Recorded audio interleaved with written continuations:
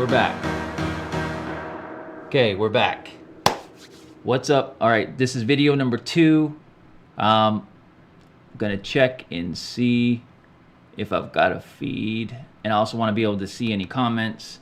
So just give me 1 second while I just adjust this, and I will definitely be in here with you guys so we can get this going. I'm about to help demystify. What up, Caesar?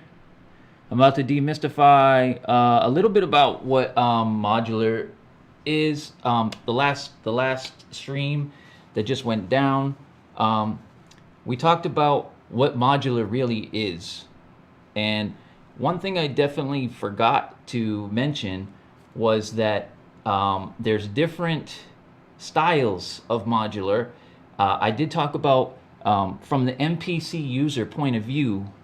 This is what I'm doing here. I'm not here to be a modular guru. There's tons of really dope people that are way more talented than me at using this type of equipment. I'm so new. I've only been at this about a week.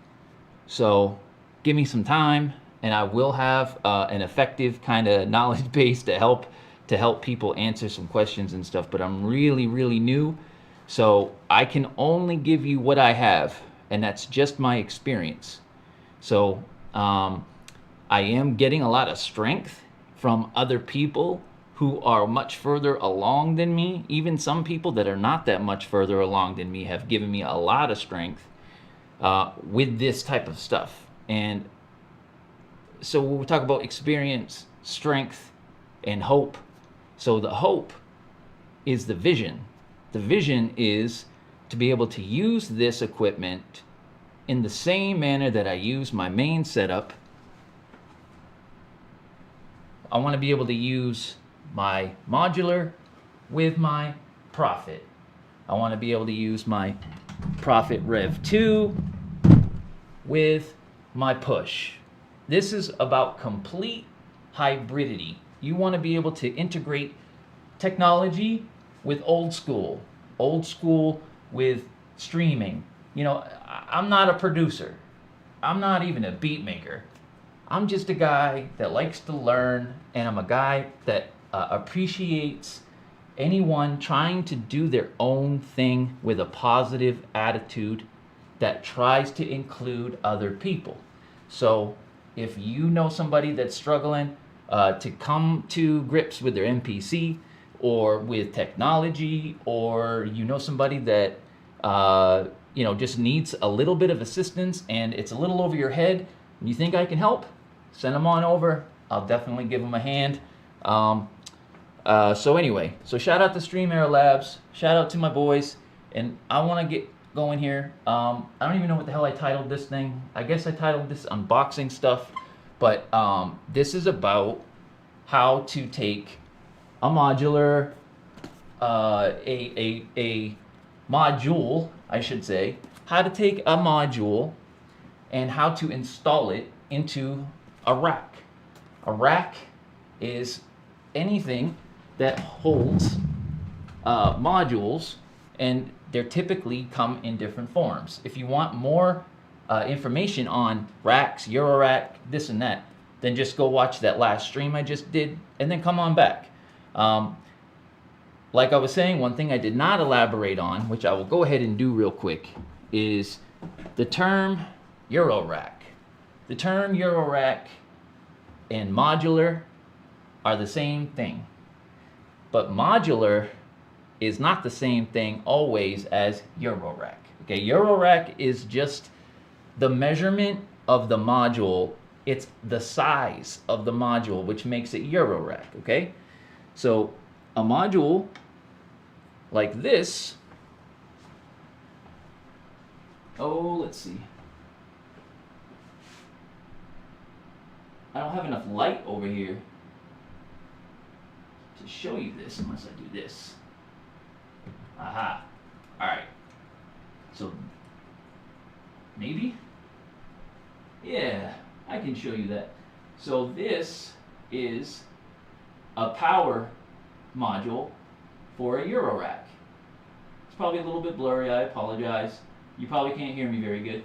But this is the standard size of a Eurorack module as far as this, this measurement here is what equals Eurorack, okay? From here to here. The width of it is the HP, okay? So this portion is the U. I know it's very dark. This portion is the U, so it's a 3U. This is, I think this is a 4 HP module, okay? I don't know that for sure. Don't quote me on that. I'm not here for stats. I'm not here for technical terms. I'm a learner. I'm a learner and I'm a teacher, but I don't get into specifics. I just pass you what I got, okay? All right, so this is a typical module for a Eurorack, but there are different forms. So there's other forms that are much bigger. So when you're talking about Eurorack, you're talking about the size, but you're also talking about, you know what? I could actually be completely wrong also. As I'm sitting here thinking about what I'm saying, I could actually be completely wrong about Eurorack specific,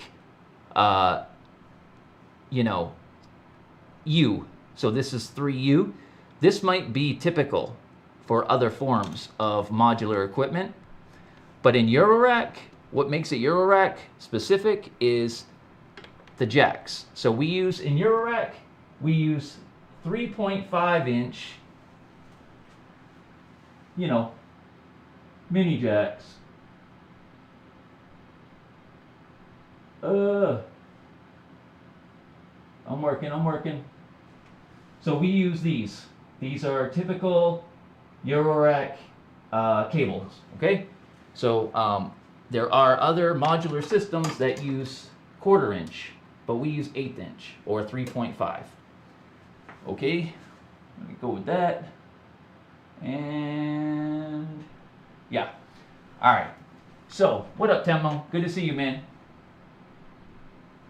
Thanks. How do you like the video? The gear's cool, man, but you know, it's just gear. So let me know if there's anything I can do to make your experience a little bit better. I mean, the gear is awesome, of course, but try to get past that because you know, anybody can buy this stuff. Let's talk about the setup. Let's talk about the routing. Let's talk about what makes this interesting and different than other people. Okay, creative. Let's make it creative. You can own all this stuff, but it doesn't mean that it will sound like what I do. So let's talk about what makes it unique and what makes it different than other people's gear, or how it's used. Is it different than other people, the way other people use things? So Tempo, please leave me any questions if you have any questions. And Caesar, if you got any questions about any of this stuff, look, if this is just like a pass by and you just want to check it out, that's cool. If you want me to elaborate or give you any more information on what I'm doing, go ahead and put it in here, and I will definitely answer anything I can. All right. So this is going to be all kinds of streams today. We're going to break all this stuff down into smaller sections because one 4-hour video is going to get lost in the shuffle. So I'd rather do a few smaller ones. So I just tried to just give you a little bit more information just now about Eurorack opposed to, and I wish I knew what the others were called. Eurorack / other styles, but I don't know. So you would have to look at that. But I know that Eurorack specifically just talks about the format in which the modules are made. So this Eurorack means that I'm using mostly 1/8 inch jacks. But if you want to look real close, if you look closely,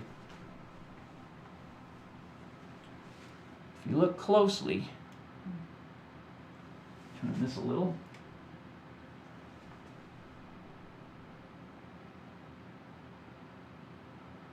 All right.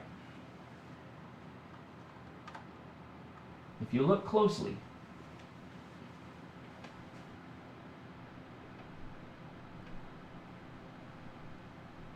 what you see here is actually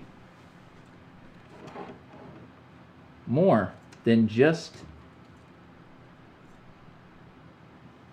1/8" jacks,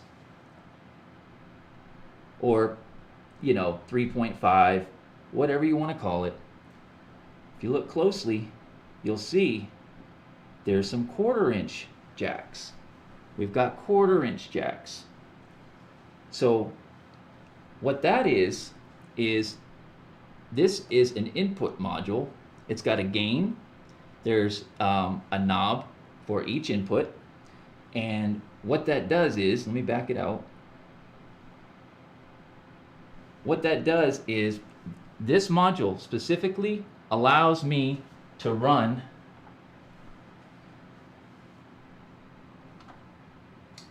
my gear into the module from my mixer.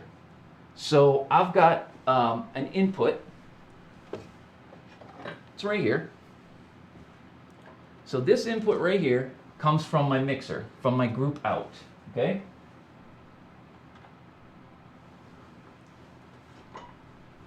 This comes from my group out. It even says on it. You see that? Probably not. And I see that my thing is going crazy, which I hate that when that does that. So I apologize. Stop doing that. Hold on, let me fix that.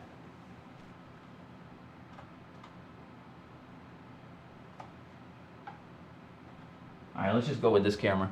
Okay, so this says group out. It says group 4.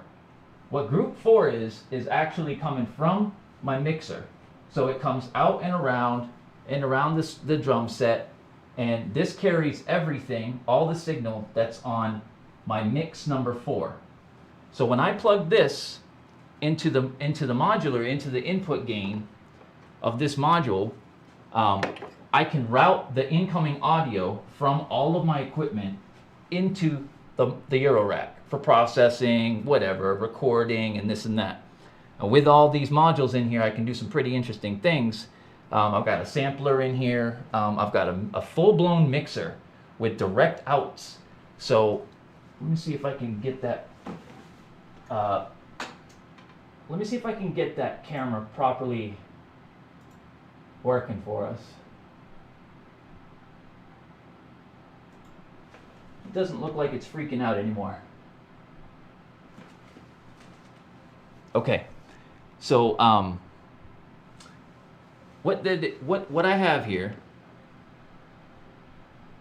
and we're going to get to the unboxing in just a moment, but I want to give you an idea of where I'm going. Okay, so I've already talked on the last video about how where I started, and we're going to talk about where I am now.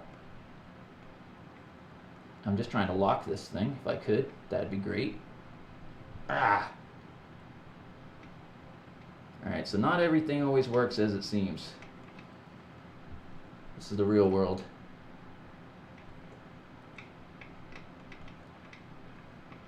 I would like to be able to lock this into place. That'd be great. So that you fine folks can see what I'm talking about. Come on now. Alright, maybe that'll work, but that is so bright. I don't know if that's going to work. Okay, so let's talk about where I'm at first. All right, where I'm at is I've got modules to do different tasks. And if I can hear okay, if you can hear okay and everything, let me know. Hey, what up, Rocco? Good to see you, bro. Good to see you, Rocco. All right, so here is a 4-input mixer. Okay, this is just a small 4-input mixer. And it's freaking out again. I'm not going to be able to deal with that. Hold up. That is...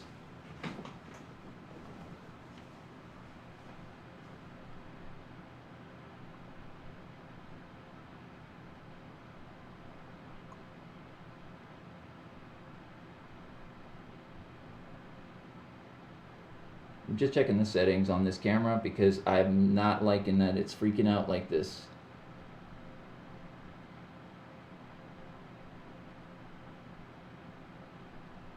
I'm not sure that there's really much I can do, but let me see.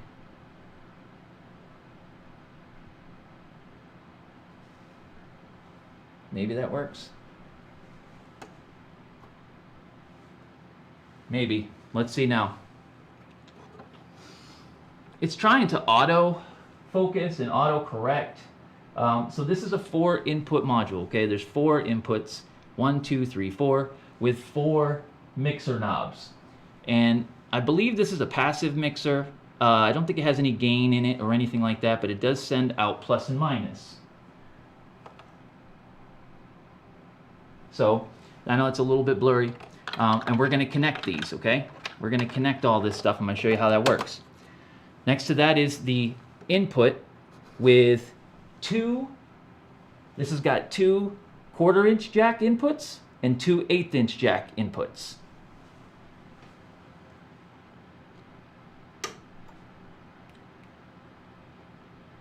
All right. So 2 1/4-inch jack inputs, 2 1/8-inch jack inputs. Next to that is Ornament and Crime. Ornament and Crime is a badass. I'm still learning it, so I don't have my mind wrapped around all that it can do yet. But let's just say it's a sequencer. Let's say it's an LFO. Let's say it's basically, it does a lot of different things. So you can kind of use it how you need to. It's a bit of a utility, but it's got tons of apps built into it, and people are making new apps all the time. So all these different things are all apps. And I'm using actually Hemisphere. Hemisphere slices this thing into separate sections. So instead of it being a module with 4 outputs, it's one module with 2 sets of independently running modules. So it splits the module into 2 smaller halves, which are both controllable. Next to that is Rings. Rings is, they call it a resonator, but that's because it has an input, an audio in here, but it makes its own beautiful sounds. So it's a combination of like a filter, an oscillator. It does a lot of different things, and it has 2 sets of outputs, 2 outputs on it. So in a way, you can get some stereo effects from this if you route it properly. So next to that is Magneto. Magneto is probably on most people's short list of modules that they wish they could have, and it does a lot. Not only does it do a lot, but it runs in stereo. So it receives a stereo signal, and it sends out a stereo signal. So what you can do with this is pretty amazing. This is a vintage type tape delay. So you've got 4 different tape heads. Each one of these acts as its own tape delay. And you can adjust these heads to be independent from the BPM, or you can clock it and have the divisions all sync to the tempo. So this can be at a 1/4 note, 1/8 note, and so on. So you can have some pretty amazing things happening. Plus, it has wow and flutter, and it has some of that stuff that gives like the SP404, that classic kind of sim, that vinyl sim. You can get a lot of that same flexibility and sound right from Magneto. So I love this thing. There's a lot to learn, especially in a live environment. A lot of this stuff, it's gonna be great. It's gonna be beautiful. It's just gonna be a lot of learning so I can use it right. Down here is my MPC. No, but it is a sampler, and it does have 16 pads, just like an MPC does. You can load samples, you can do one-shots, or if you want to, you can record straight into a cell. They're called cells, You can call it a clip. You can call it whatever you want. But it has multi-touch control over the screen, plus all these jacks act as inputs to allow you to use it just like an MPC. So you got your 1, 2, 3. Right here you got 1, 2, 3. So if you want to route it, MIDI it up, it can be your standalone sampler. It does not do any sequencing, but it will do beautiful, what do you want to call it? Granular synthesis. So you can take a single sound, like let's say you take the sound of a bell ringing one time, you can slow that down, manipulate it, you can add effects to it, all within the box. And it has 4 outputs.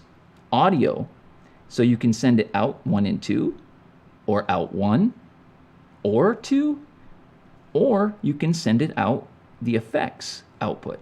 You can assign this after the fact. So if you want to have a recording come in and you record a bar, like a 4-bar loop, you can actually have that sent out of a different output. So you can send it back out to something like a mixer.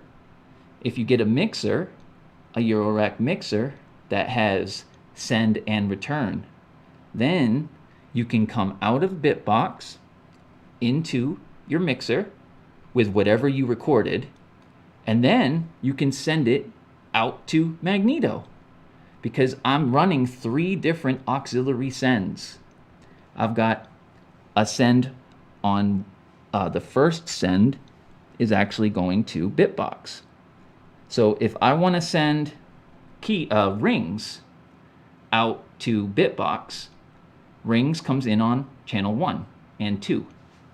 So you can see right here, this is channel 1 and 2, 1 and 2. So if I want to send that out to Bitbox, and Bitbox is on send number 1, then I have to make sure that 1 and 2 are sent to 1. These are your sends. Auxiliary send 1, auxiliary send 2, auxiliary send 3. And here's the ports. 1, 2, 3. So it's coming out of 1. And if I want to send it to Magneto, what I do is each one of these rows corresponds to these. So you got 1, 2, 3, 4, 5, 6 inputs. This is input number 6. Input number 6 is right here. So they go 1, 2, 3, 4, 5, 6. 1, 2, 3, 4, 5, 6. And on each channel there's an EQ and panning. So you've got pan control over every input. You've got an EQ. I'm sorry, this is the pan. And yeah, this is the pan. This is the high EQ for every channel, the mid and the low EQ. And there's even a master EQ here. So then all of that runs with a ribbon cable attaching them underneath. So the signal comes in here. These are separate modules. See? This can be stacked. This can be up here so that they all line up, or you can run them side by side.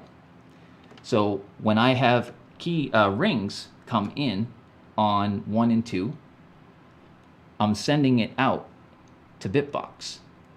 So I need to send it out to auxiliary 1. So this is 1, this is 2. So on 1, I would turn it up. The more I turn it up, the more signal is sent. So that's up all the way. That's up all the way. So now when rings comes through the mixer, it's going to go straight out to Bitbox. It's also going to go to the master output. So these up here are all 1/4-inch jacks. See that? These are all the direct outputs.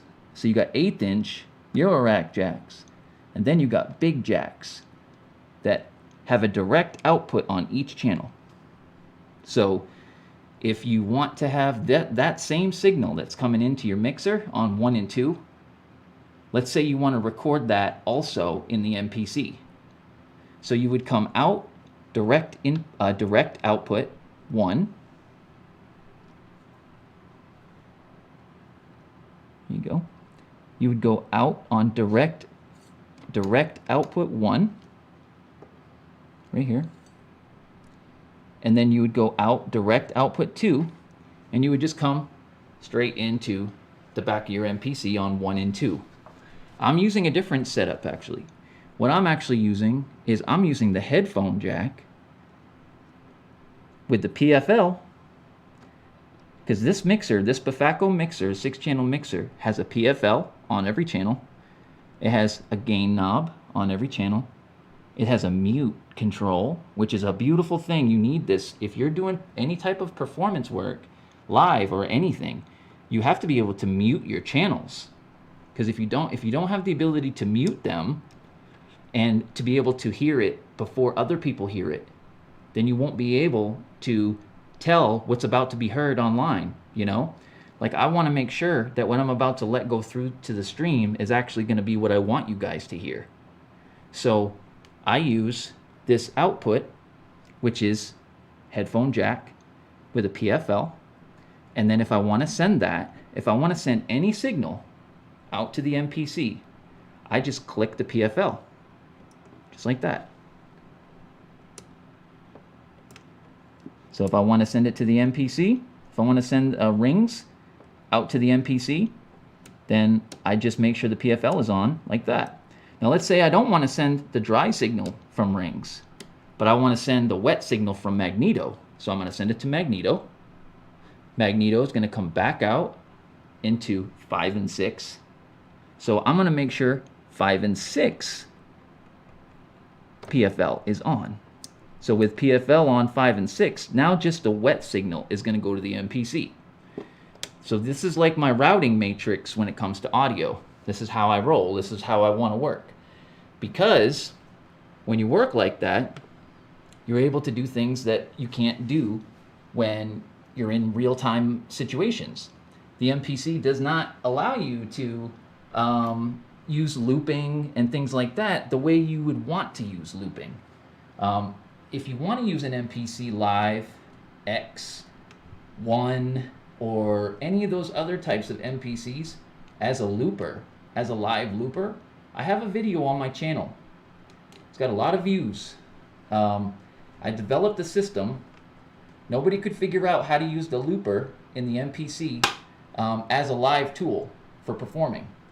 I was able to develop a system to use the looper, and it's a huge, it's a huge performance plus, but it's not perfect because when I created that system, there was really very limited MIDI in and out possibilities. Now you have a shitload of MIDI routing within the MPC with the 2.8 update and stuff, so you've got way more capabilities now.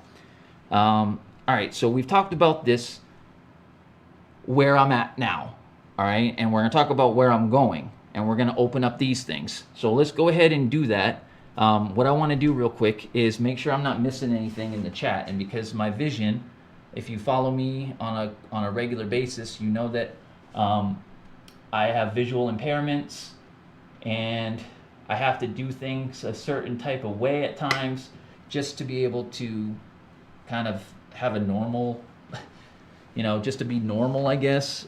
So let me just look at these comments real quick, and we'll move on to the next stage.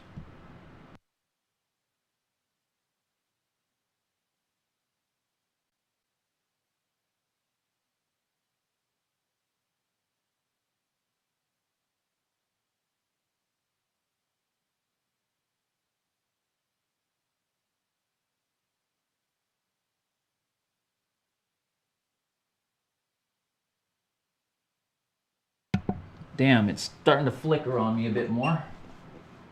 Let me go.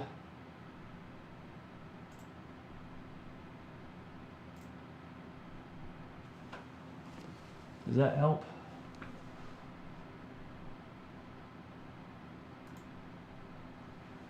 Well, I hope that helps some. All right, let's go ahead. I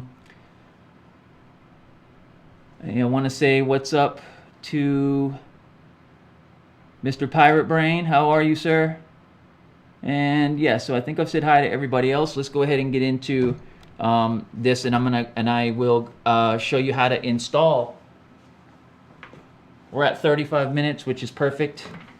Today is a stream day. I'm going to do multiple live streams in chunks so we can get a really good baseline understanding of where we're at, so that when I am doing my thing, you might be able to understand more what it is I'm doing, so that maybe it might enlighten you onto the complexity of what is happening, because it might seem very simple, might not translate that well just over video. And this actually, I think, will be useful for other people, especially anybody that wants to use their MPC to jam with.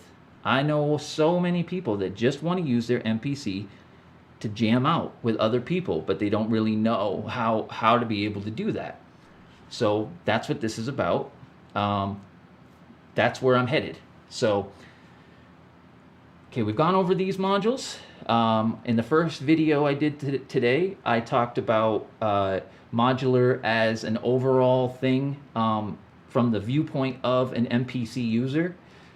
Just to break down the complicated like terminology and things like that, just to try to help out, like get anyone their foot in the door, because as I've been doing this, there's very little information out there about this type of stuff. There's tons of modular, don't get me wrong, there's tons of Eurorack information, but not from the perspective of an Mpc user, not from the perspective of somebody that wants to use their modular rig in a live performance.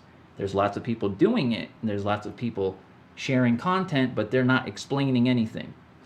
And I find that very difficult, because I need to be able to not only see what somebody's doing, but the only chance I have to learn it is by hearing the explanation, and then also being able to ask vital questions to clarify certain points. That's very difficult to find. You can check out Colin Benders. He does do this type of stuff, but it's through his Patreon. Lots of people do these things, but it's through Patreon. So I don't need that type of support at this point. So I'm going to share you with, what I have and what I know. Okay. Let's go with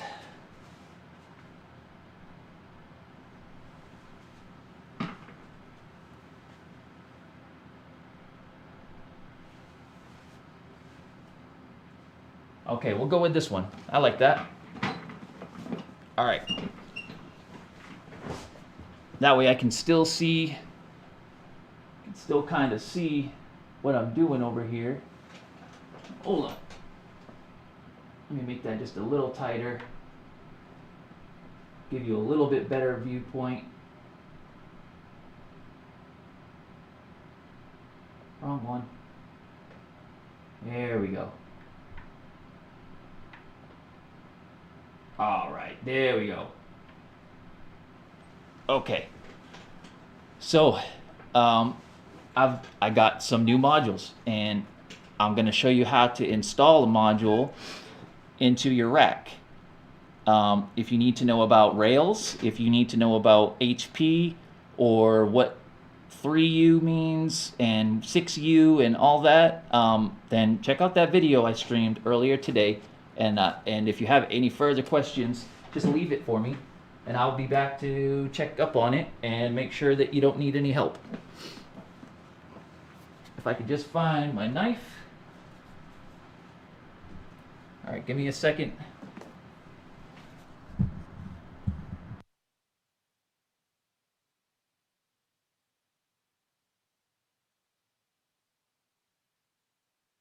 All right. I got that thing. Oh, how did it flip around on us?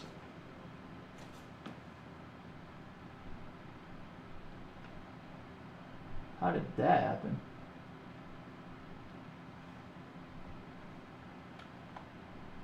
Damn, I did it again. You guys were looking at something I was not looking at. All right, I do see that there's a question or something here. Hold on, let me look at it.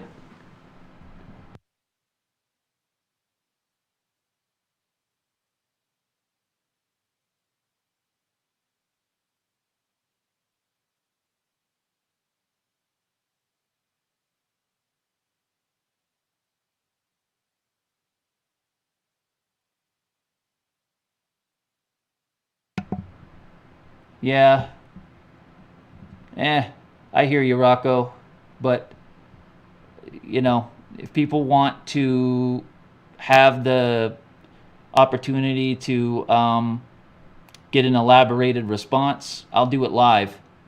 So timestamps and all that, you know, it's way more work for me than I'm interested in doing. I do appreciate the you know, the proposition though. I would love if anybody else wants to throw timestamps in there, go for it. Please do. If there's anything you find interesting in any of these videos and you want to leave a timestamp in the comments, please do that. That would be so helpful for me, because for me to be in a video editing it, trying to find certain points and things, it's just I need to be creating. So it's my blood, man. So yeah, I do appreciate though the you know, the idea.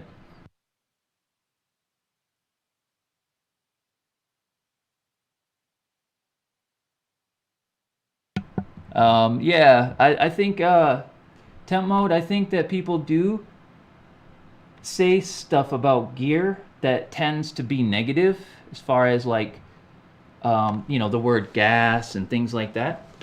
But honestly, there's a lot of people that have a lot of gear out there, and sometimes people just collect things, and sometimes people have a lot of stuff and they use it all, and sometimes they don't. And if you just want to be a person that collects technology because it's interesting, then do that. No harm. There's no harm in doing that. You know, be you, man. Do your thing. You know, love life. Be positive, and just don't question. You know, just don't judge other people that don't do what you do. That's all. That's all we can do. And we're humans, so of course we judge, but you know, whatever. So let's go ahead and pop this open. So let me make sure you guys can see me now, because I've had problems with my angles here today. We'll do the first one that I've already opened. Okay. I will definitely link though to the companies in which I bought these, because there's better companies than others. And this company that I bought from was super like personable. They were quick to respond. They packaged my stuff very well, and I very much appreciate that with anybody, you know. Like, if you take care with me as a consumer, then I'm definitely gonna have other people come and check you out. And that goes with YouTube too.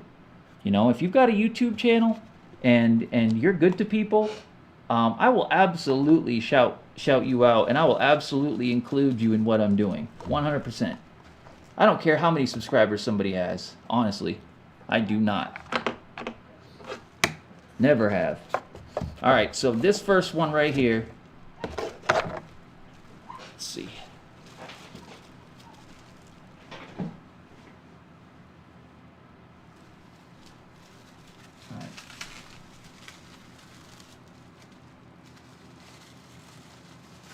All right, this is beautiful. Let's see if I can get this in the frame. Oh yeah, definitely. Okay. Now, what is this? Probably can't hear me very well. I gotta stand back a little. All right. What is this? This is the mini mod. This is I got two of these in a box. This one in particular is the VCO. What's a VCO? It's an oscillator. So this is a voltage controlled oscillator. And what makes this interesting to me is the mini mod is an entire line of products that mimics the Model D.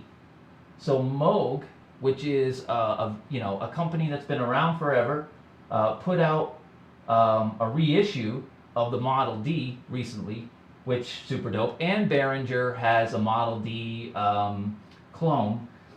This is the modular version of the oscillator, and there's quite a bit you can do with this, because if you look at the CV inputs. Oh, there we go. If you look at the CV inputs, we've got multiple waveforms.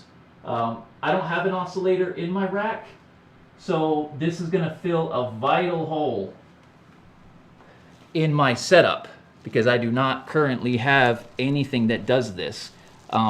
My rings module does create audio, but it does not really, it doesn't oscillate. It's a resonator. Okay, we're going to install this, all right, in just a bit.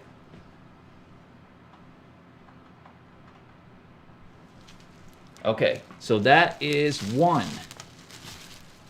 Very dope. Let me know what you think about that. Can you see that all right?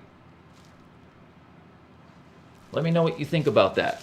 Let me know what you think, because when I talk about where I'm going and where I am now, I have a very specific vision for where I'm going. Where I'm going is vintage sampler that makes its own noise. So I want to make this whole thing into one giant vintage sampler. So I want to have an SP1200 module, which there are companies that make different components that mimic these different parts.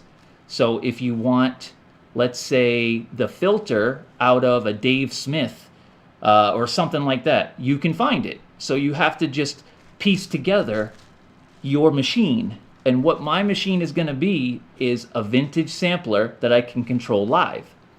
And, you know, not only a vintage sampler, but a sampler that makes its own sounds. So that's one module here.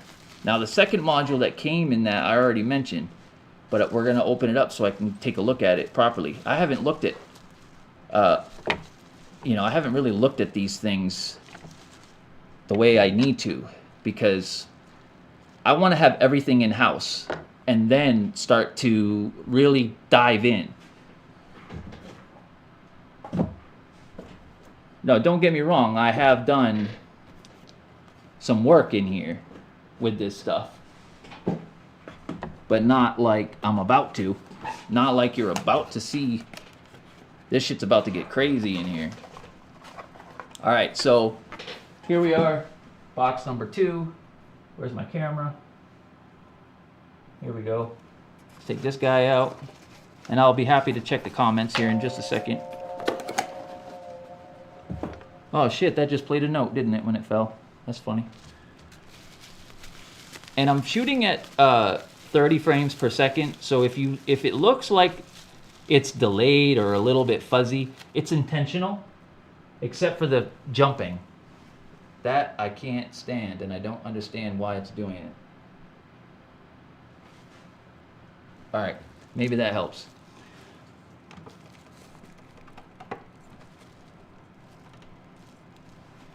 Okay, so here we got the filter. This is the mini mod filter. This is what's inside the Model D. Oops, it's upside down. My bad. This is the ladder filter. This is the iconic. I think it's the 12 dB. I believe it's the 12. I can't remember off the top of my head, but this is the ladder filter that is in the Model D. So this is going to give some crazy tones. I'm really excited about this. Really excited about this. And I have a lot to learn. A lot to learn here, because the CVs, volt per octave, 3/4 CV, like all this stuff, 2/3 CV. Oh, never mind, I'm sorry. That's 1 volt per octave input. 2-volt per octave input, 3-volt per octave input. Okay, cool. Because it's got 3 inputs. So you can actually filter 3 different signals. I have another module coming on Monday to tie all this stuff in, and I cannot wait to share that one with you guys. I cannot wait. I cannot wait to hear it. All right, so we'll set this one off to the side for now, and we'll go ahead and get the ones open that I haven't seen yet. Okay, let me take a look at the chat real quick, make sure there's nothing going on in here I need to be aware of. I'm just winging it here, guys, so obviously it's what I do.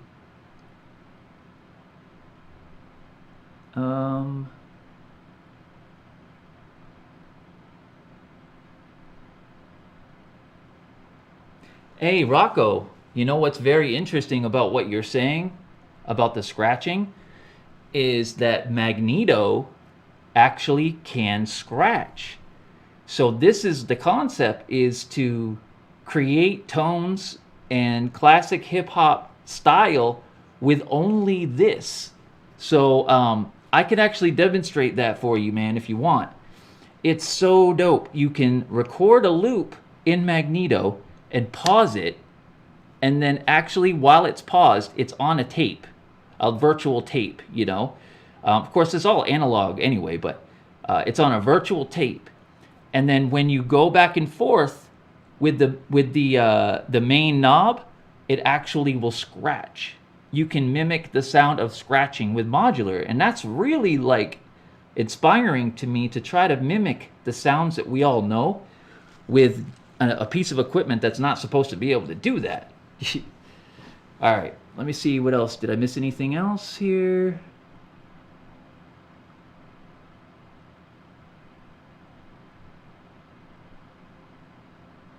Yeah, you probably would plan for like 5 years, bro. No kidding. No kidding. You really would. I jumped into it a little bit floozy, but I had an overall idea where I wanted to go. I knew I needed a sampler, so I got the Bitbox. I knew I needed power, so I got a power module. And I knew I needed some sort of noise maker, so I got rings. And I knew I wanted something that would be able to mangle audio on the fly, so I got Magneto. And with those pieces, once I got them all together, without a mixer, without anything else, then I was able to see, okay, now I see what I need. Now I know what I really need to do is to be able to have multiple routings and use the same signal. If I'm gonna make beats live and I'm gonna have a structured, like if I'm gonna be able to actually create a structured beat in real time with no hiccups, I have to be able to send the same signal to multiple places at the same time and record them in different ways. Because you can't have a 32 bar intro. You know, when you're making hip hop, you have to try to stick to the structures that are there already that we know. So for me, I need to be able to make the loops, arrange. I need to be able to create, record, and arrange all in real time without any like spaces in between. There can't be 2 minutes of me trying to fiddle with something to get it right. That's the goal. That's where I'm headed, is being able to produce music on the fly without it sounding like it was, you know, I don't want to use a computer. So, all right, let me get back to where I was there, right? Temp mode is drooling, waiting for me to open up something here. Right, buddy? So what do you want to see, Temp? You tell me. Do you want to see the ADSR first? Do you want to see the LFO? You tell me. Did I have a third one? No. Come on, Temp. What you want first, man? You want the ADSR or the LFO? All right, Rocco says LFO. Temp laughs. So let's do it. LFO it is. This is really what I'm so pumped about, is this LFO. So this LFO is a VCA LFO combo, also found in the Model D. All of these components all came straight from Moog, in a nutshell. Did they really? No. They came from AJH Synths. The manufacturer is AJH Synths. The seller is Detroit Modular. I did go through the original purchase company was Vintage King. And I want to say something about Vintage King. I was upset about Vintage King because when I made my purchase, I bought these modules that I'm about to open. I bought these 2 modules from them and a third. And what I found out was I paid for 2-day shipping. Okay, anytime I can afford like overnight shipping. As a matter of fact, I ordered these yesterday. Okay, let's just be honest here. Let's be real. I ordered these yesterday from Detroit.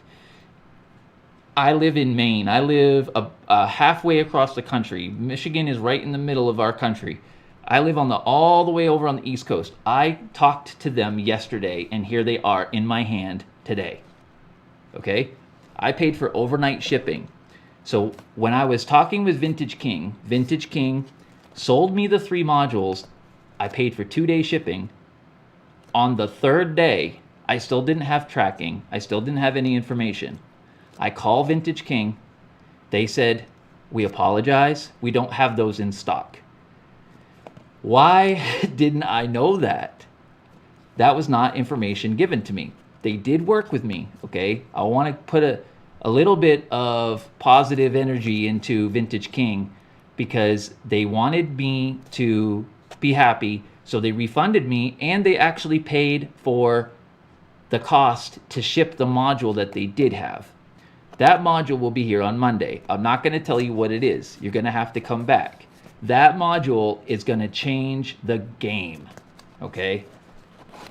It is going to change the game. I know it. So I know Temp is licking his chops right now, about to fall over. So let's get this thing open. LFO. LFO VCA combo.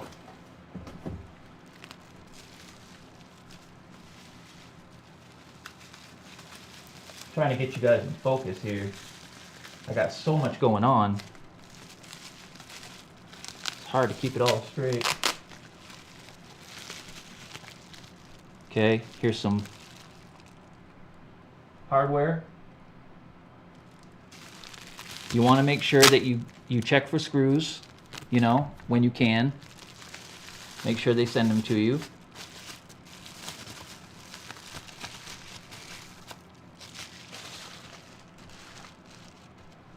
Oh, that's nice. There you go, Temp.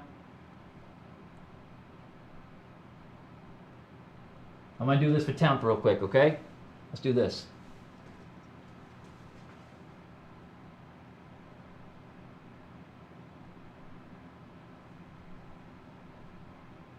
Oh. There you go, buddy. All right, enough of that. So this is an LFO, as you can see. Let me see if I can try to zone in here. It's a little dark.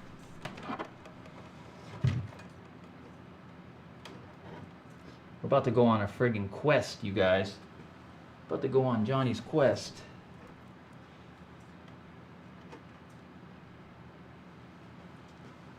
Okay.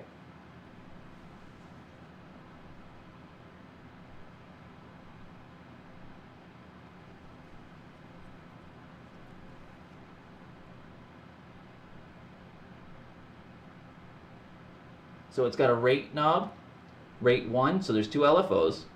You got rate 1, you got rate 2, shape, so you can do some pulse width modulation, I guess. And you've got all kinds of stuff here. Slow, you've got, I don't know what that means, slow. I don't know what any of this stuff means yet, guys, but we're about to find out, I think. Sync, I know what that means. This is where my clock is going to come in. This is going to be quite an adventure. We're going to do all that on the next stream. All right, last but not least, ADSR. Where are we at for time? We're at 1 hour. I need to cut this short, guys. Leave any comments right now. Leave any questions that you have right now, because it takes a minute for the questions and comments to get to me because of the delay. So I'm gonna finish up here with this unboxing and with this kind of overview of where I'm at now and where I'm headed, and then we're gonna get into the installation. Also, I was asked a very good question on the last stream about MIDI. So we're going to talk about that. We're going to talk about how you can control these modules from MIDI instead of CV. I'm not familiar with CV enough right now to go full-blown modular CV unit. I'm using MIDI in a lot of ways to do the parts that I don't know yet. And I'll get there, you know, I'll get there because nobody's going to stop me.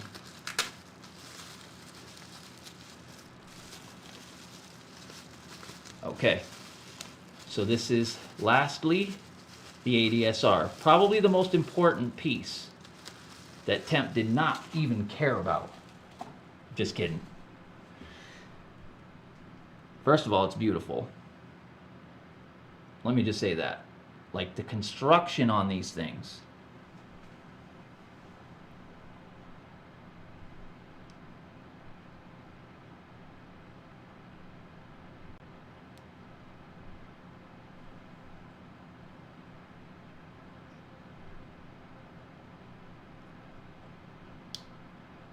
I love that. Solid.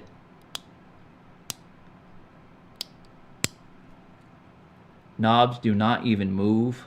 Like, there's no movement at all other than where you want it to go. Very important.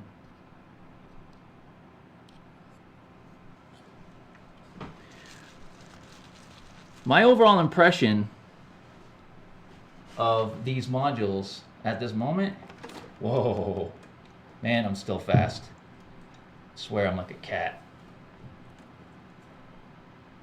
40-year-old cat. I just caught this thing as it was full. Oh, I just caught it again. Let's put it back where it goes. This is not actually where it goes, but I need it here so you guys can see what I'm doing. All right, so my overall impression right now of these modules is I'm very impressed. I'm very impressed with the construction. I'm very impressed with how they feel. I like that they're plain. I do like modules that are a bit out there. There's some very nice ones. One that I really, really like is the Morphogene by Make Noise. Another sampler, but it does way more than that. I'm such a simplistic guy, though. I'm such a simplistic person. I know I have a complicated setup, and I have a complicated way that I am, and the way that I work is complicated. But I can only be complicated with all that if I use simple things, simple components. If I start getting too crazy with the components, then it takes me way too long to overcome the learning. So I want to use things that I'm familiar with. Subtractive synthesis is my specialty. I mean, I can make a beat, I can perform a beat using just a synthesizer. because I know how to synthesize, and it's more than just turning a knob.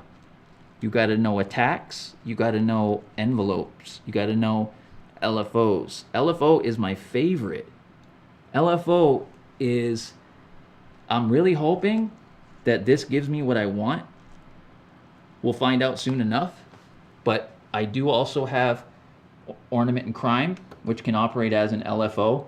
And actually, Gamma Pods has been kind of pushing me to go with Pamela's new workout, because it does a lot of the clock dividing, things like that, which we're not going to get into because I'm not familiar enough with it. I am baby.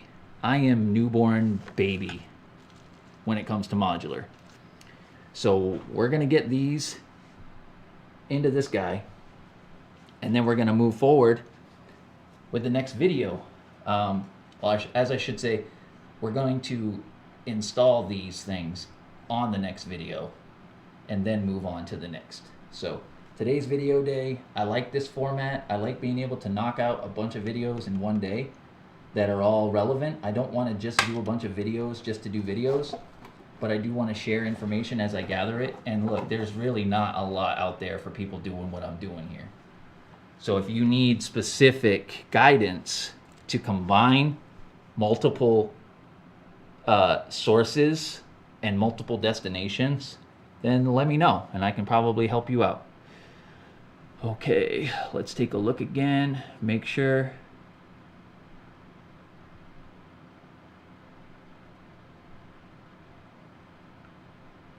Okay. Hey, thanks, Rocco. I'm trying, man. I'm trying.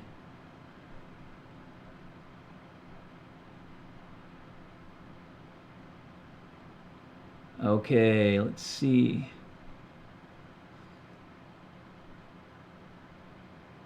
Yeah. Yes, you're right about the mod matrix. They're mighty, man. They are mighty, especially when I can start to implement. Is that what you said? I think you were saying the same thing. When I can implement the LFO into a like a divider, like a clock divider or a signal splitter, I recommend anybody that's gonna get a modular rig of any sort or any modules to make sure that they include these. These are very handy. They're becoming a bit more rare to find apparently, but this is essentially a splitter, a CV or audio mixer. You don't have any knobs, but you can go in on 1 and then out on 5, or you can go in with 5 and out 1. If you want to combine sources and things like that, you can use this for that, but it's not gonna this is not gonna fix your life. You know, it's just another tool. But yeah, LFOs, I'm so excited. I could honestly have this, if I had one of these and I had 3 of these, if I had one of these for every one of these, if I had an LFO module for every oscillator, I'm telling you, man, the type of stuff you could do, it's going to be a beautiful thing. And I cannot wait for this module to come on Monday. I would honestly give all of these modules right here for that one module coming on Monday. And hopefully it does come on Monday. If it doesn't, then so be it. But when it does come in on Monday or whatever, I will do a stream. All right? I'm so excited about that. Okay. Did I finish looking at the comments?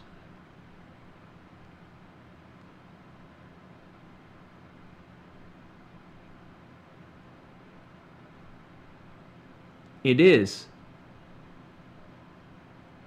Let me look. That's a good question.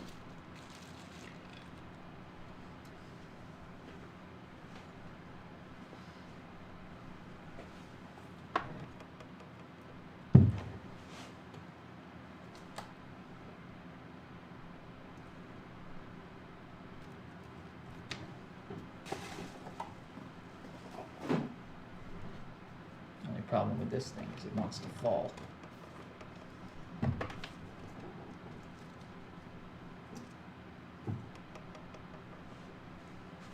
Okay, let's take a look now. All right.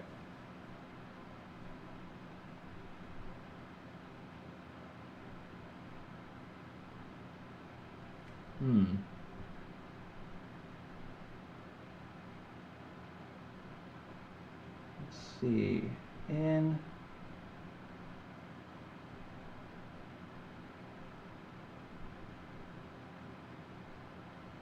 I'm thinking what it is, you can go out any one of these, Rocco, any one of these. So you've got 1, 2, so you can go out on a triangle to a module and out on a square wave to a module. And then what you can do is you can actually control both with the same knob out of 1. So this is output 1. Output 1 as a triangle, output 1 as a square. Then you can control the rate of both simultaneously, but then there's this slow knob, which I'm imagining cuts the division down in half probably.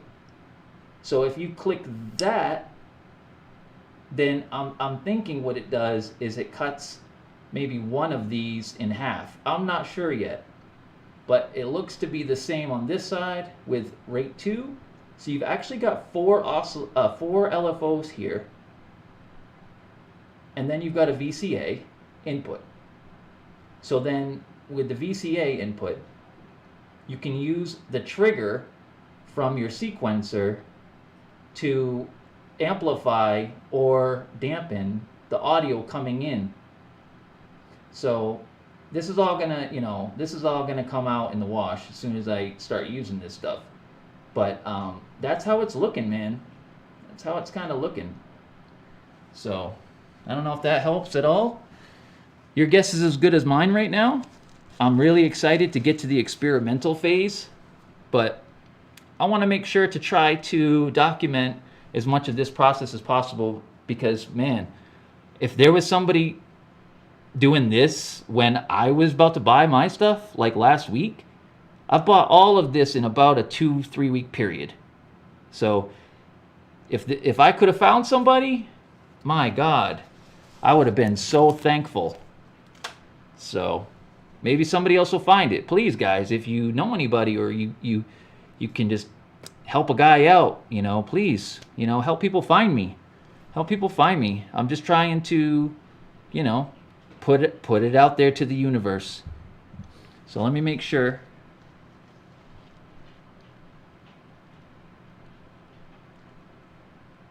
Is it 2 rates? Okay. Yeah, it's a dual LFO. Yep. Oh, there is more down below here.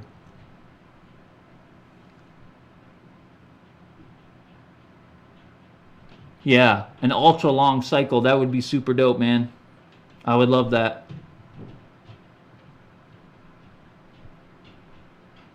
Thank you, Mr. Pirate Brain. They feel great. They feel great. They feel great. And I'm really pumped about, there's a lot I want to share with you guys.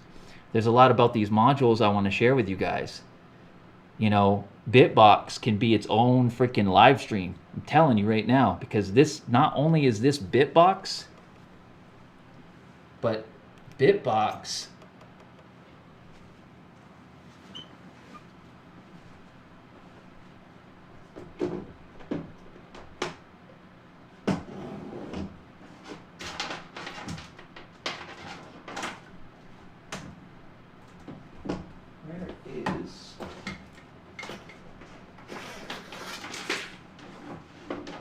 got a small SD card here somewhere. I'm not seeing it right now. Where did I put that little guy? It probably fell. I'll show you. I'll use a different example though.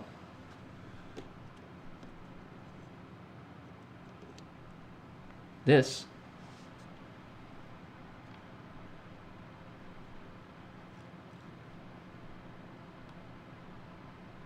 That's Bitbox. And I have another one that is Synthbox.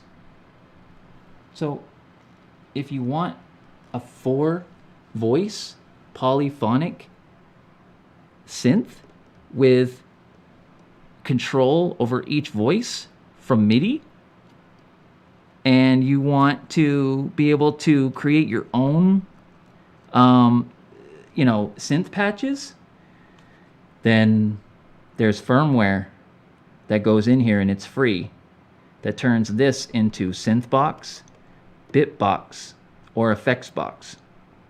If you want a sampler, put in Bitbox firmware. If you want a synth, put in Synthbox firmware. And it's just like that. There's no load, barely any load times. And Effectsbox, let me tell you, when you've got 16 cells and each one has a different effect in it, and you can go into that effect and use the touch screen like a MPC, tape stop or whatever, when we've got our MPC.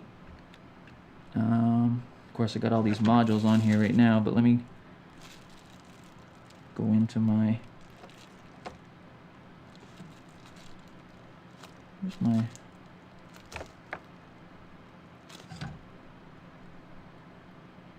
I'm not seeing my effects. No. I don't ever even use it, man, to be honest. Oh, right here.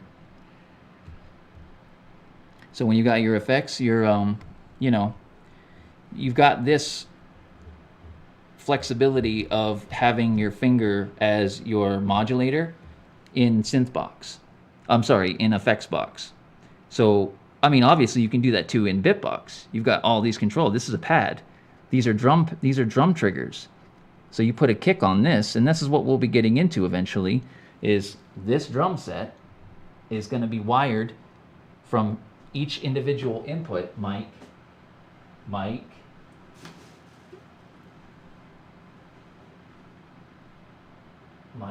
because my kick is mic'd. My kick is mic'd. My snare is mic'd. I'm sorry, my hi-hat. That microphone goes underneath the hi-hat, so it goes like right about here. So you've got a microphone here, a microphone on the snare, a microphone on kick, and microphone on the tom, and that gets sent to the mixer, and then there's a mix out number 4, which comes back to here. So all of my gear is going to be plugged. This is a 1/4-inch jack, and this 1/4-inch jack will plug into this 1/4-inch module. So I'll have mix 4 here, and then you can see it's an input. So in and then out 1/8 inch. So it'll come out and then it'll go into one of these inputs. Probably what I'll do is I'll come out of here into one of these. So I'll use this to combine a few sources so that it can come out a single output combined into a single input. So one input will house 4 signals that I can control here, because I only have 6 inputs on this Bafaco mixer, which is probably the dopest mixer on the market. I'm not gonna lie. There are some better mixers, apparently. I guess it depends on what you're looking for, really. I would compare this mixer to this. This is what I did, is I bought this thing because I wanted to never ever run out of options and never run out of things I can do to be creative. I think Beat Block, I don't know if you can still hear me over there, I hope you can.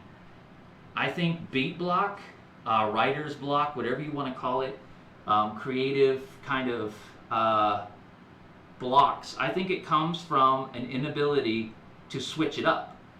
So with here, I've got all of these are all matrix sends. So this is an output source.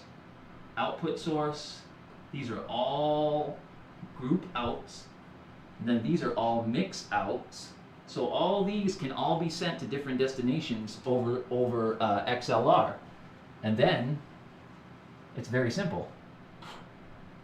I choose group 1 and 2, and we go to 3 and 4.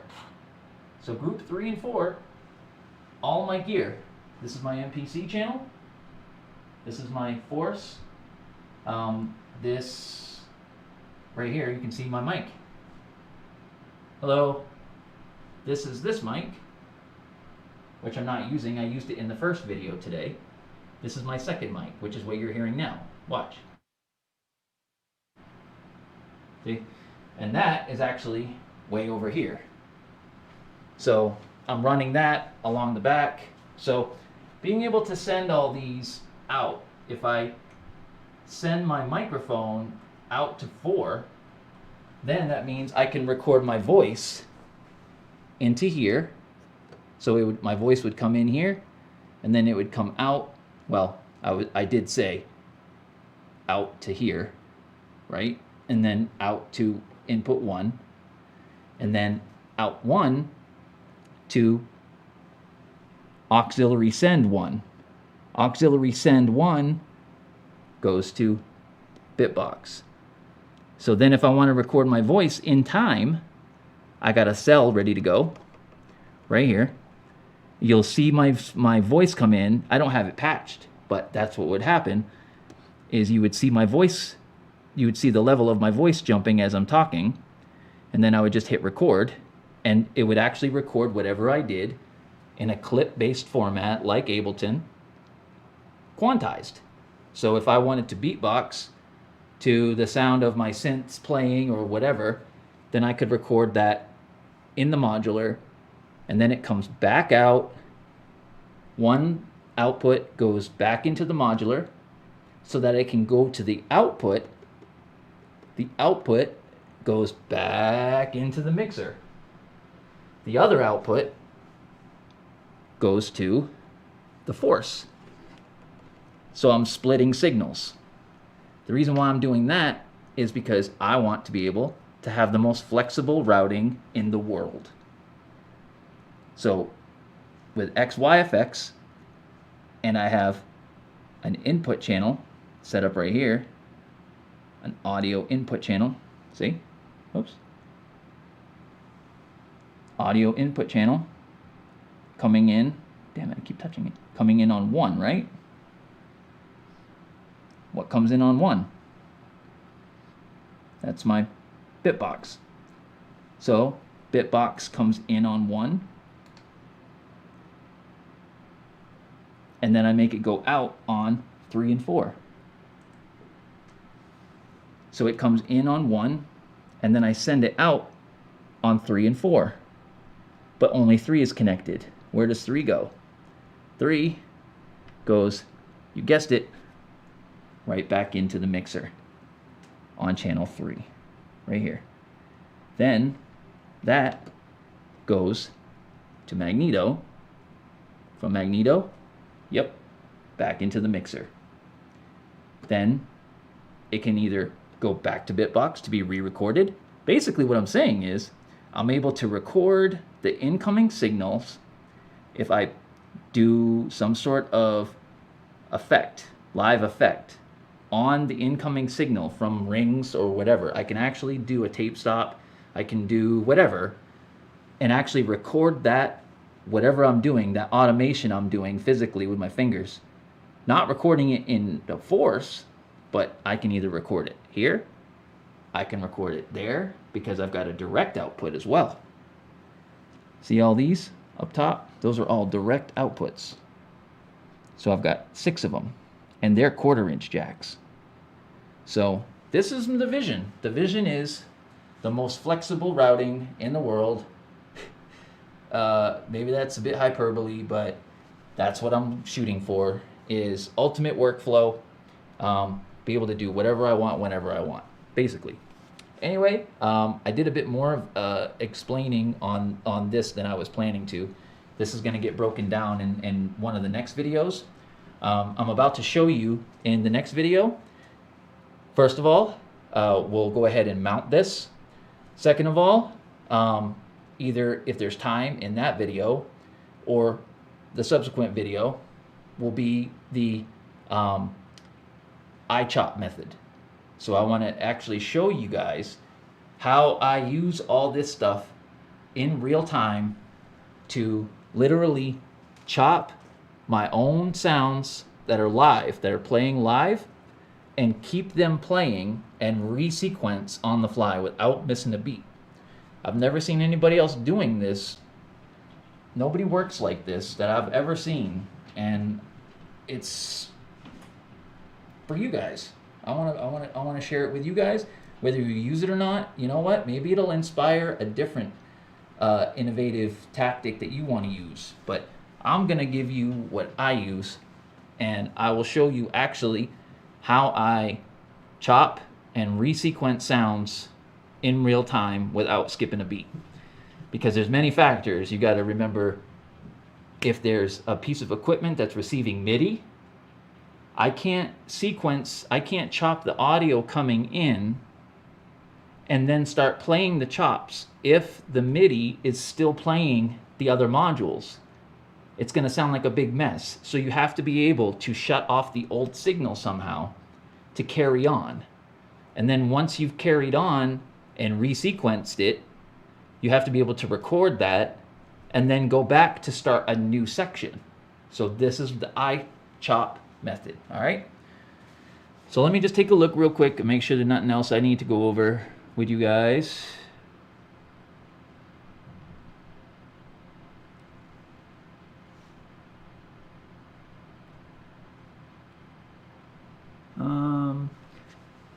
Somebody called LFO automated knob twister, and you can twist almost everything now on your rig.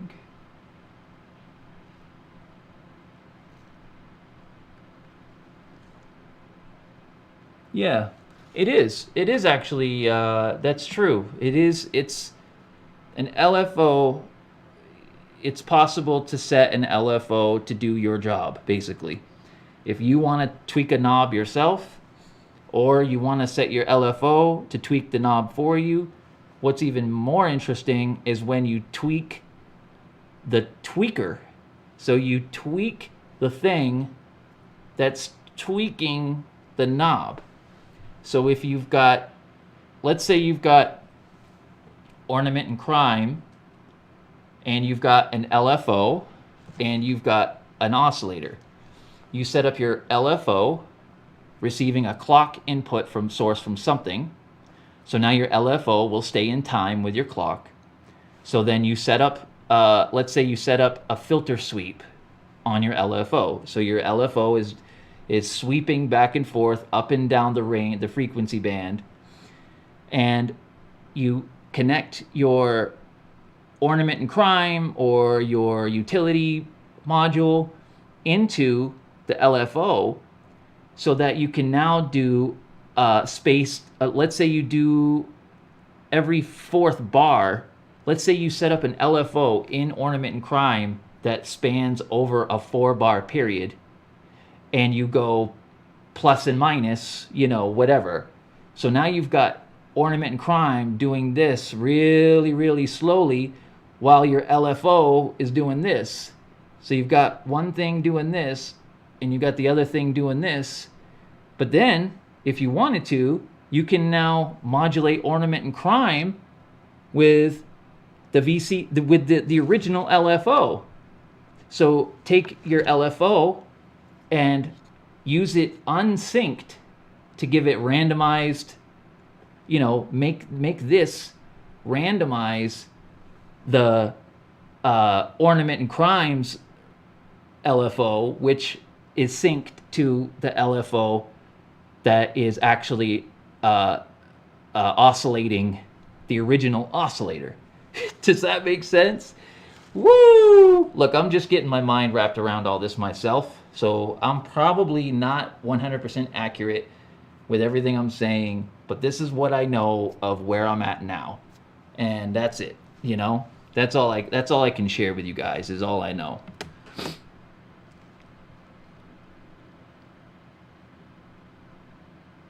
What up, dope?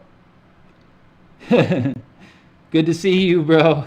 Thanks for coming in here, man. I was just telling the guys actually on the last stream. I'm doing a whole bunch of streams just to try to get, my subscribers, my friends, people that follow me, just to try to get them up to speed. I've kind of been MIA a little bit over the last few weeks, but I've been just learning and trying to figure out what exactly it is I need and all that. So, that's where I'm at. And I wanted to give everybody that so I can kind of give a foundation for moving forward.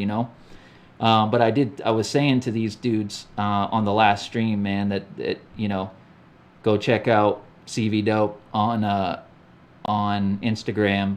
Bro, a lot of people are a little stingy with the info because of where we're at right now, and I get it. And any info is always greatly appreciated. So I want to thank you for that. But yeah, so that's it. Actually, this man as well has his own YouTube channel, so you can go and check him out too.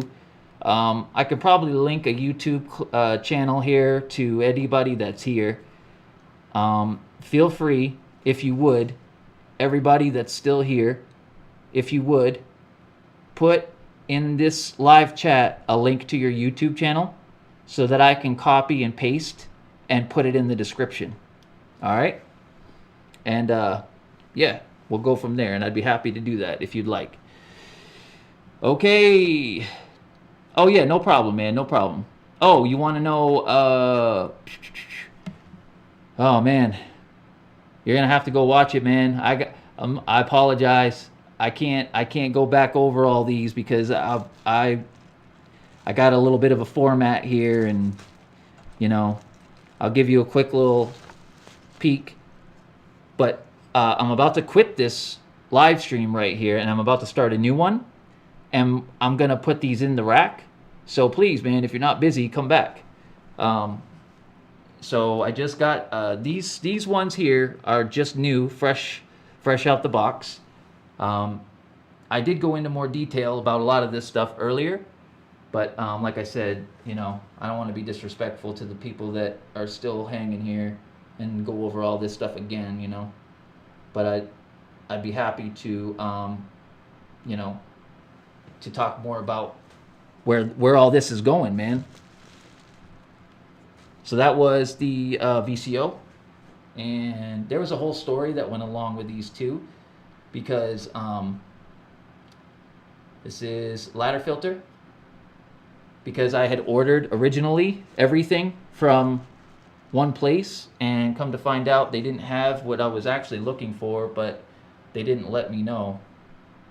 So a little bit upsetting, just that I paid for overnight or 2-day shipping, and I wasn't even notified until the third day.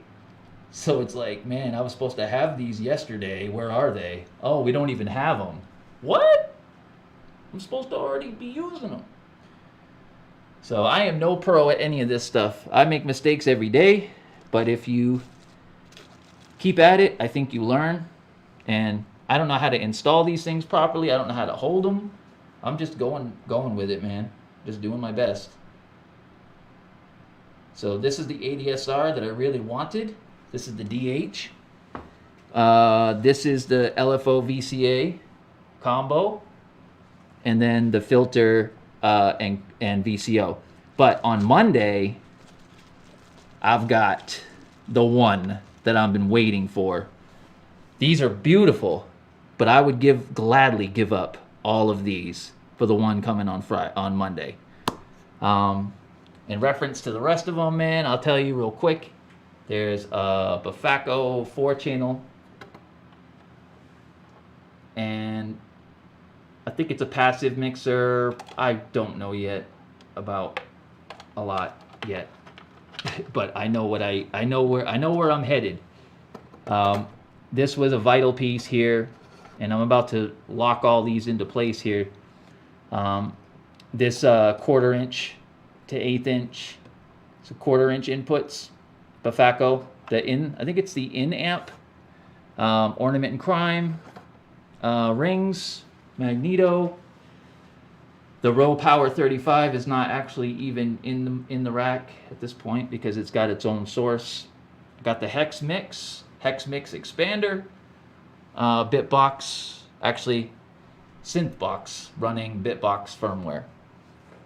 So yeah, on to the next. Let's see if there's any other things I need to talk about, and then I'm gonna bounce up out of here and get this new one going, right?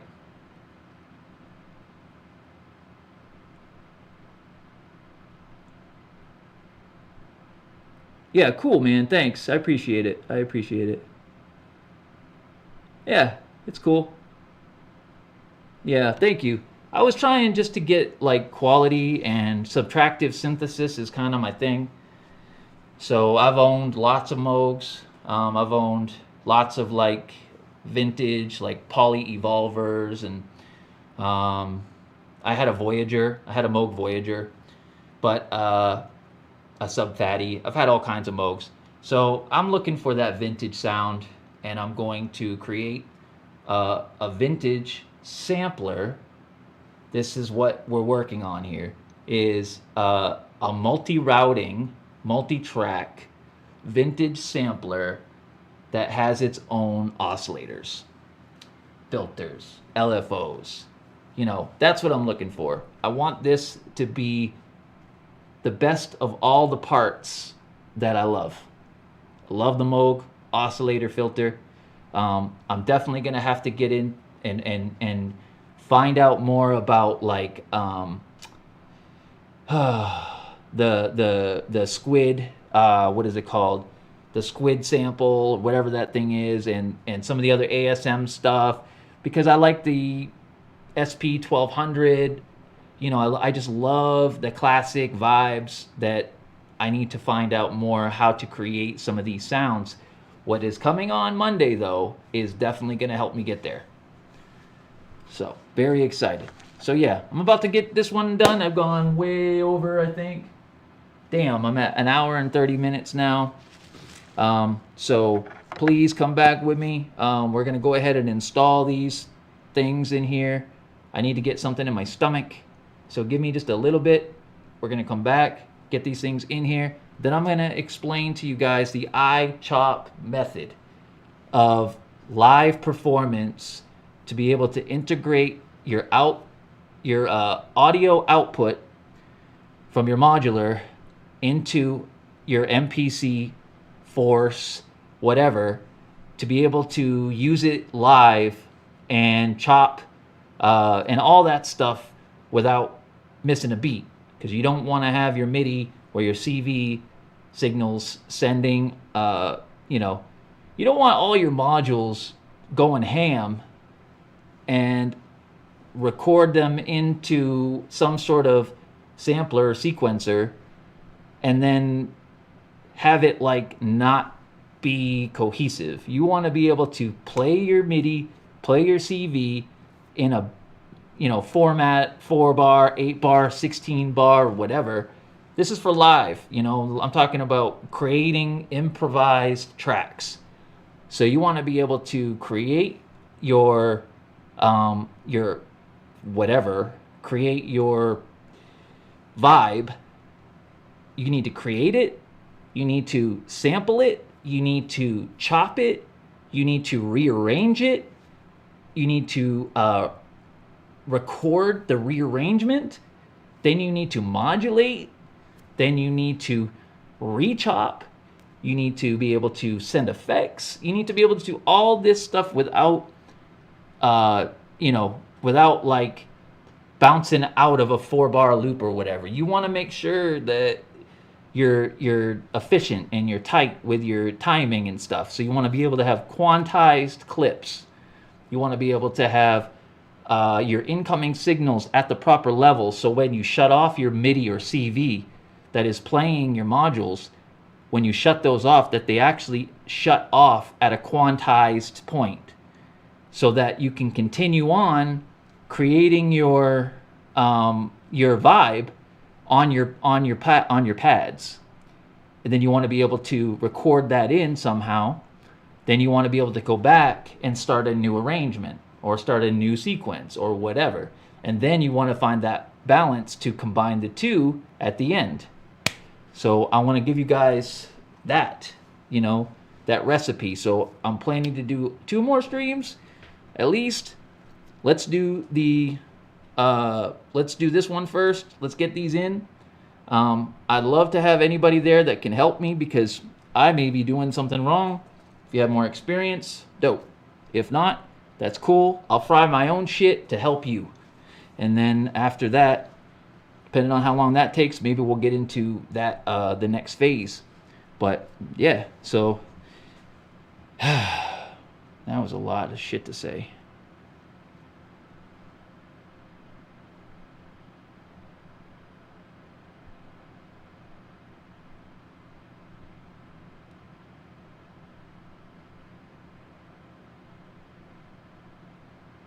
Oh yeah, definitely. He says the sampling loops from modular into the Force, live is a dope workflow. Totally agree. The issues are somewhat simple, but the Force does not sync from an outside source if you're using it to record audio clips. That's first of all. Second of all, it doesn't have live chop, lazy chop, whatever you want to call it. So it is possible to do the iChop, but you want to have something that can manually slice without stopping the machine. The MPC will not record audio tracks. So there's a lot of little details, because the MPC will not record audio tracks from a moving position. You have to actually stop the MPC first. It'll only record from the stopped position. If you use the looper, you can stack loops on top of each other, but unless you have the workflow down, which I created a workflow, it's called, what did I call it? I think it's I Will Learn Something, EYEWILL. So I Will Learn Something. I think it's episode number 2. I can't remember if it's 1 or 2. There's only 2 of them, I think. But in that, I did go over a procedure, whatever, workflow, where you can actually use the looper in the MPC in a live performance, which has yet to be really figured out. So you can do it, but it's not very efficient, and you have to remember a lot of shit. And in my experience, if you have to remember it while you're doing it, it totally takes you out of the creative flow.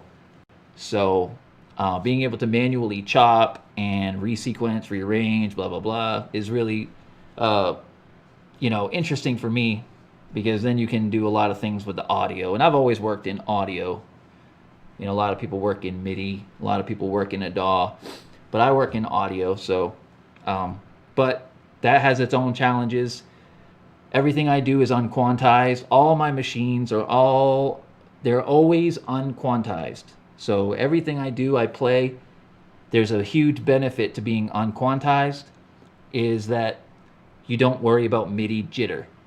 If you have a lot of machines and they're all talking great with each other and you're sending MIDI here and there, that's fabulous. But a lot of people complain about MIDI jitter, and I guess it is a real thing.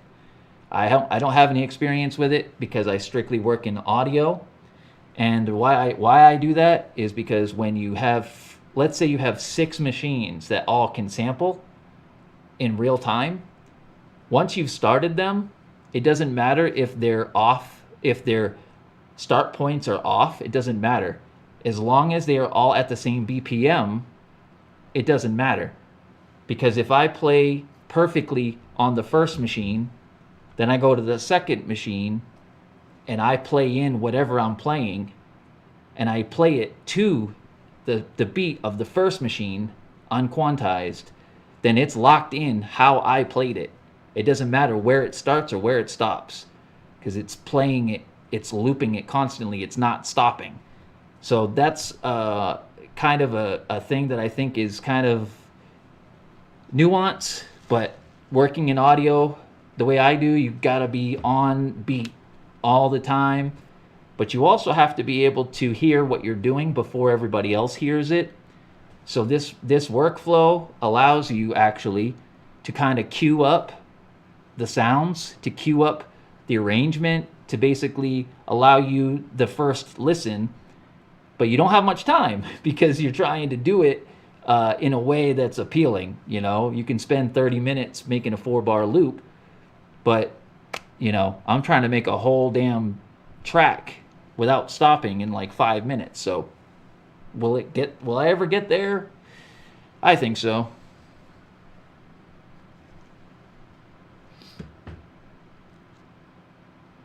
Yeah, it doesn't lazy chop, man, but there's a lot about the Force you gotta love, you know? You can still slice with it, you can still chop with it, you can still do a lot with it.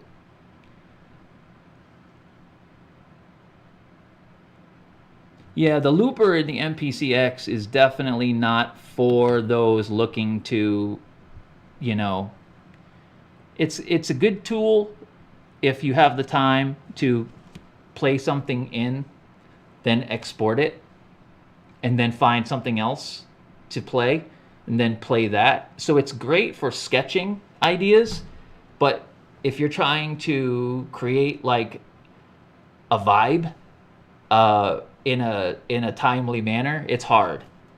It's hard because you got to mute. First of all, you gotta. I advise go check out that video I did because I explain it way better in that video. But you're essentially triggering all of the pads beforehand. So what you do is you trigger every pad, all 16 I should say, in bank A. You're triggering all 16 pads on the one. So when you start your MPC, they all will trigger. Then when it gets to the end of the bar, they all trigger again. Okay, so you leave those triggered and you mute them. So they're always triggering on the one, but they're muted.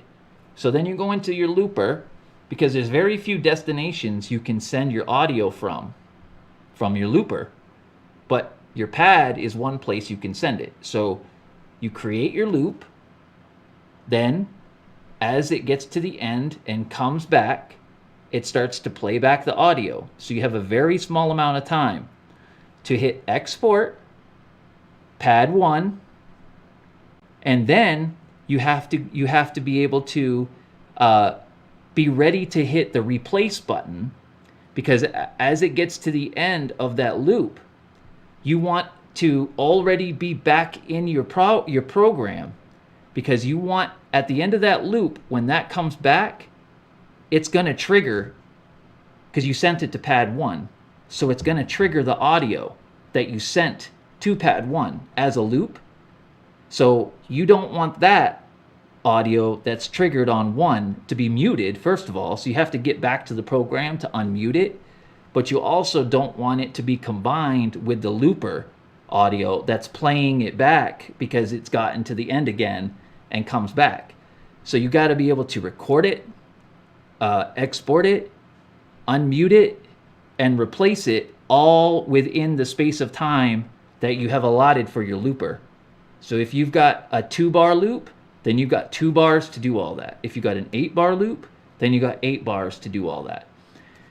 So it's possible to do it. I did it in the video, but and I actually have a better idea, a better workflow that works. If you use an external MIDI controller, you can map the mute buttons to a MIDI controller, so you don't have to leave the looper. Because leaving the looper to go unmute the track, to unmute the pad, is something that is unnecessary if you have a MIDI controller. You can just unmute it and then hit replace. The replace is going to re-record anything coming in. So you also want to make sure that whatever you used as an audio source isn't still coming in. So there's another explanation of a bunch of bullshit that is hard to fucking understand.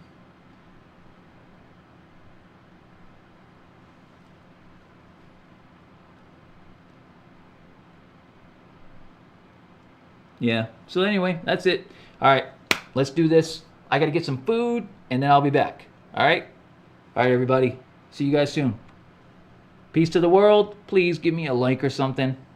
Please help me out here. I would love to be able to reach some people that I haven't reached yet, and that's only going to happen if people give me a thumb or comment or something. So anything you guys can do, be greatly appreciated. Just consider it payment for my beautiful self. All right? Peace, everybody.